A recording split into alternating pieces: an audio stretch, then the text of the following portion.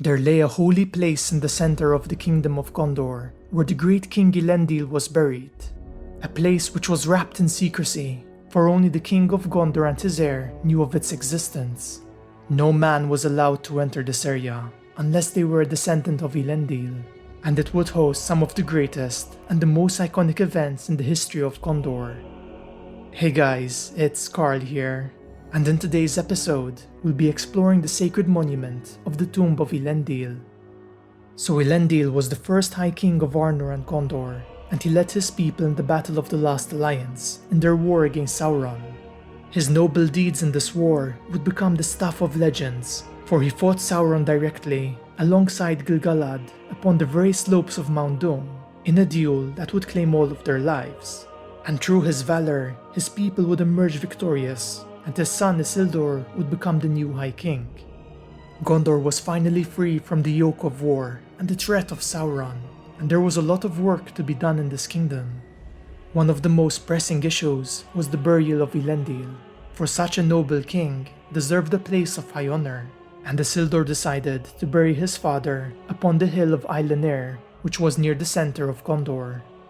It took him great effort to carry his father's body to the summit, for this hill was covered in a dense forest, and after Isildur reached its peak, he flattened the land, and he raised a mound on its eastern end. He then slowly lowered a casket containing his father's body into this mound, and he uttered these words: "This is a tomb and memorial of Elendil the Faithful. Here it shall stand, at the midpoint of the Kingdom of the South, in the keeping of the Valar, until the kingdom endures. And this place shall be a hallow that none shall profane. Let no man disturb its silence and peace, unless he be an heir of Elendil." It seems that the Valar would answer his prayers, for as time passed by, the nearby woods grew tangled and the path was lost. Yet this summit remained unprofaned and unweathered, an evergreen and peaceful spot of land. A feeling of awe seemed to resonate out of this tomb, and those who climbed this hill would feel compelled to be silent and to make as little noise as possible. Before he left this hill, Isildur placed a black stone beside his father's tomb, with the letters Lambe, Amdo, Lambe engraved upon it, which represented Elendil's name, and this hill became known as Amon Anwar, meaning the Hill of Awe. Now this task was obviously more than Isildur could handle alone, and he was actually joined by several companions. Together they carved out a stone stair at the bottom of the spot that led all the way up to its summit, and they placed a standing stone at its entrance. His father's body was finally at rest, and Isildur and his companions swore an oath of secrecy to never speak of this place, and he proclaimed that no man was allowed to climb it, apart from the king and those whom he chose to bring along with him. This monument would also become a part of a coming-of-age ritual for the heir of Gondor, for after he reached adulthood, the king would bring him to the tomb of Elendil, and he would reveal all the secrets and history of this place and of Gondor, and he would share with him other important matters that were crucial to a king. This monument would also become a sort of refuge, a place where the kings of Gondor could seek insight, peace and wisdom, especially during times of war, danger and distress.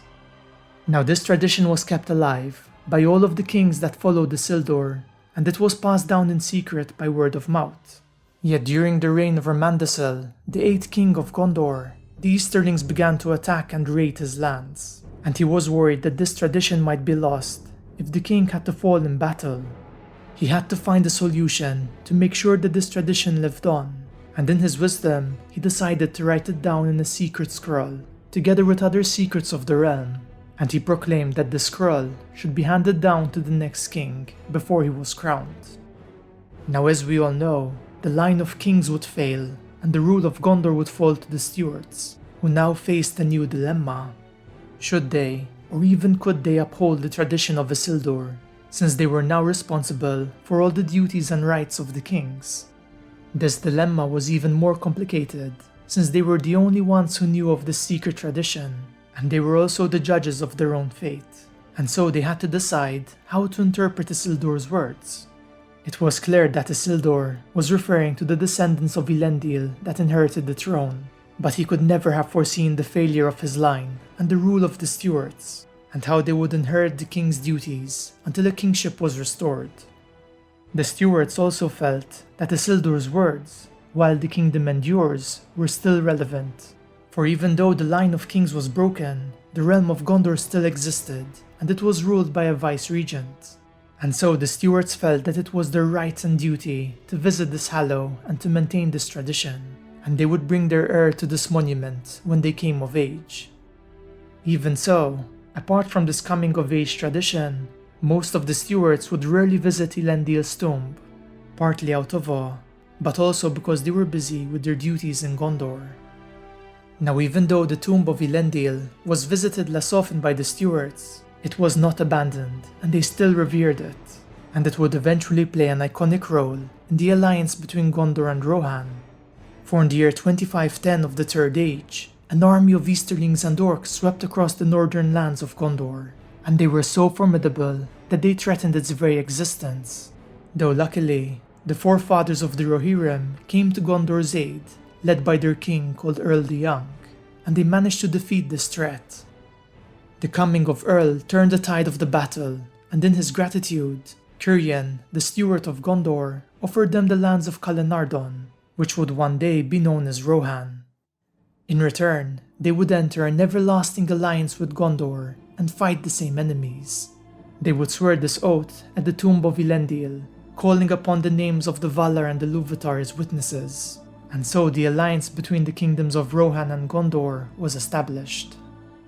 Now, since these lands were given to Rohan, Cirion decided that they must change the location of the tomb of Elendil, for he felt that Isildur's tradition was now invalidated.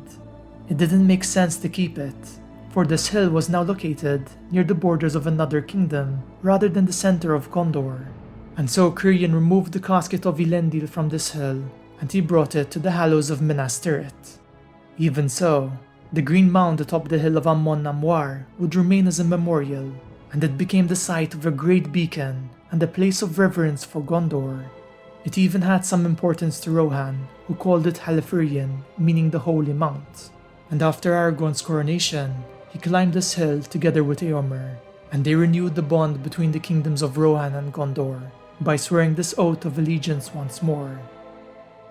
I find it to be a bit sad that, after the line of kings was restored, I don't think that the king and his heirs would travel to this monument often, for it kind of had lost its purpose. Part of me would want these traditions to be restored, for I feel that they were iconic moments in the life of a king, to be taken there when you came of age, and to have all the secrets of the realm revealed to you, besides the tomb of your ancestor. This is just my own speculation, of course, and I'd love to hear your thoughts on it. Do you think that it was ever restored? And is it one of your favorite traditions of Arda?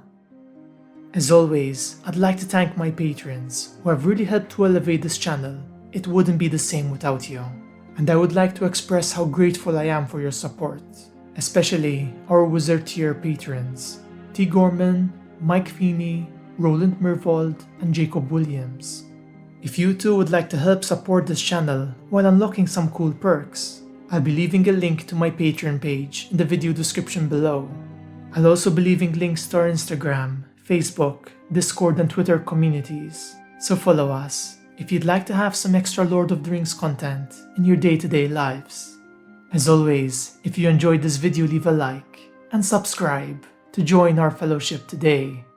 I hope to see you all in my next video, where together we'll once again explore the magical world and lore of Middle-earth.